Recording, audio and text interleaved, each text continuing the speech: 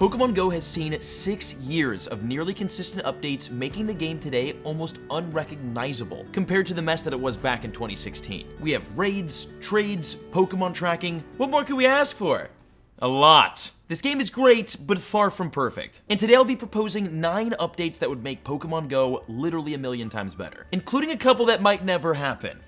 And I'll explain why. Probably the single most requested new feature we've had since the beginning of the game, and one we'll probably never see, is the ability to transfer out eggs. When you have Pokemon that you don't want, you could simply just transfer them out of your account and replace them with new ones that you catch. But when there's an egg that you spin out of a stop that you don't want, there's no getting rid of it. The only way to do that is by hatching the egg, and you only get 1 free incubator. That doesn't make sense.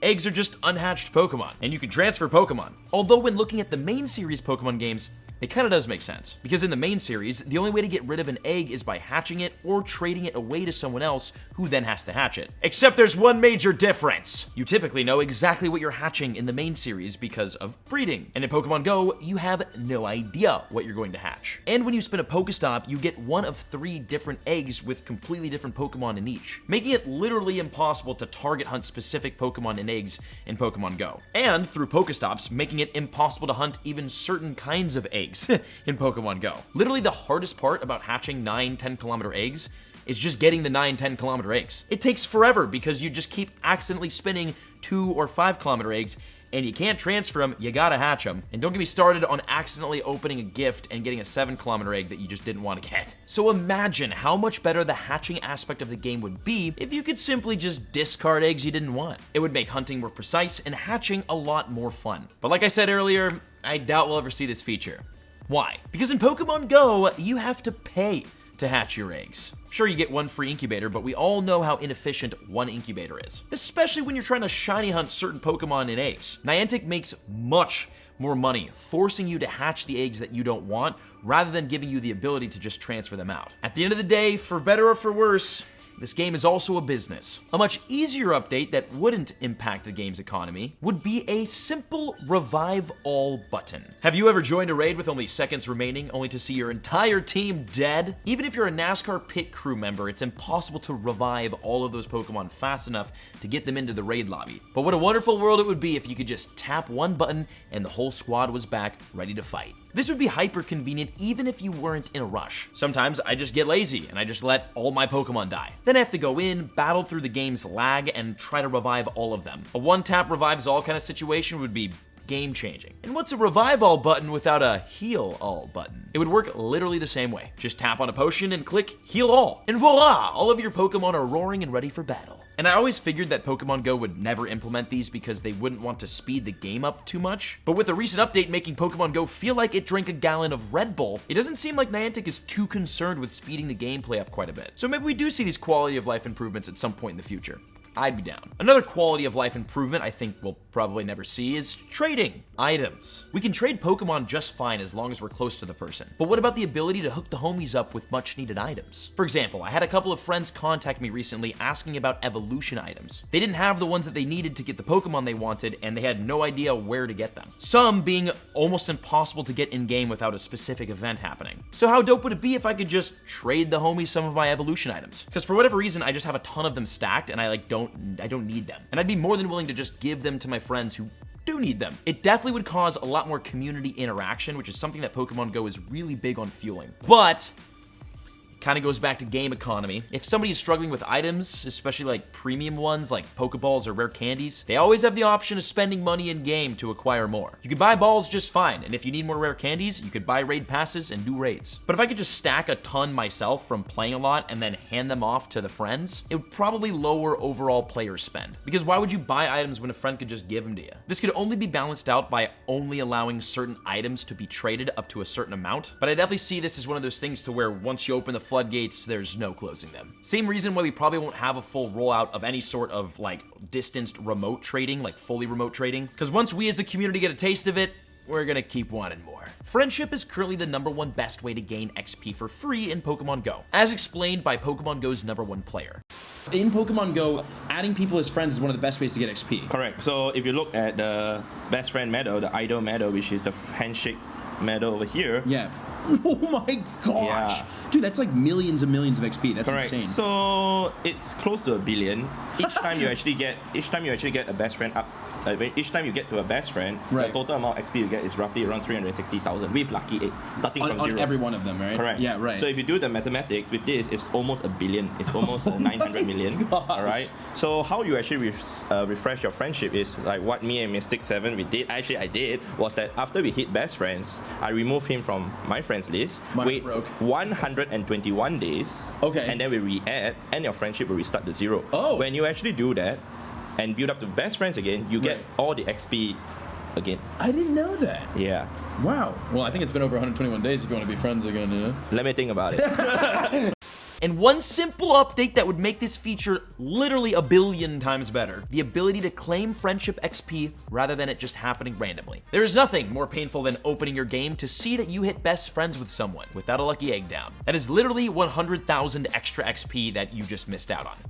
Ouch. All that could be fixed by simply adding a Claim XP button conveniently located within a player's or a friend's profile. This would also allow players to stack up a ton of friendship bonuses and claim them all at the same time. Imagine saving 20 best friend bonuses, dropping a lucky egg, and then claiming them all. That is the easiest 4 million XP of your life. Now, it does kind of make sense why this feature doesn't really exist. There's only 50 levels in Pokemon Go, and I don't really think Niantic wants everyone just flying and reaching the max level too quickly. Not being max level gives people a super obvious reason to log in and play every day. So slowing down XP progression, or at least not exponentially speeding up, makes a bit of sense. But wow, would this be one of the literal best updates ever. During 2020, there was the introduction of the single greatest item ever released in Pokemon Go: the Remote Raid Pass. So now we have 2 passes, the Remote Raid Pass and the Premium Pass. But what if we just combined the 2? Imagine if there was just one global raid pass instead of the 2 separate ones. This would make special boxes actually good again, because anytime there's a raid box in the shop, it is hardly ever remote raid passes inside that box. And this would make research quests that gave out raid passes so much more valuable. The only problem would kind of be elite raids, which are in-person only, but maybe the global raid passes just can't be used for elite raids unless you're in person. Surely that's doable. What's not doable is this entire idea for a reason that we just stated. It would bring players too much value. Niantic makes a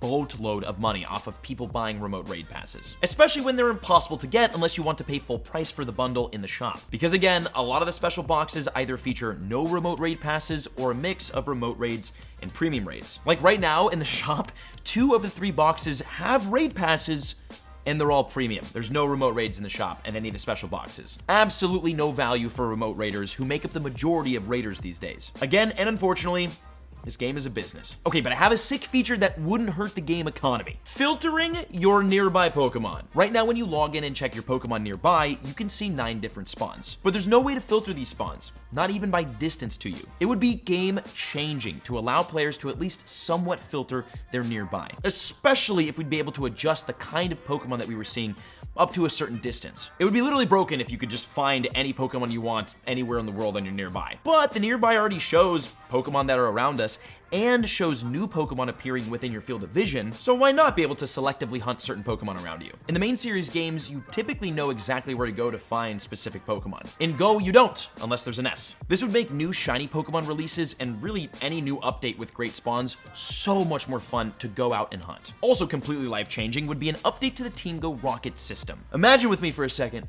the ability to stack mysterious components. When you defeat a Team Go Rocket grunt in Pokemon Go, it gives you 1 mysterious component. Once you get 6 of them, it turns into a rocket radar you can then use to battle a team leader. But once you have the rocket radar, even if you purchased one, you no longer stack or collect mysterious components. So there really isn't much incentive to keep battling Team Go Rocket grunts once you have your radar, because you're kind of wasting time and resources. It would be so nice to go out and battle like a ton of grunts during a Team Go Rocket event. Then after that's over, just go out and battle like 10 team leaders because you stacked up so many mysterious components. As someone who loves Shadow Shiny hunting, I would vote for this update. Although as someone who loves Shadow Shiny hunting, I also understand obviously why this would probably never be implemented into the game. I spend a lot of Pokecoins on rocket radars, and I would definitely spend a lot less if mysterious components stacked. I think the single coolest feature to add to Pokemon Go that would only enhance the game would be a battle pass. Now, before you're like, man, this isn't Fortnite. Listen, Clash of Clans and Clash Royale both implemented their own version of a battle pass in the game, and it did wonders for both the games. Now, it did bring players quite a bit of value, and it sped up progression in the game quite a bit, but they did a great job balancing that out, and so did Fortnite. Pokemon Go would absolutely be able to accomplish this and would probably be able to incentivize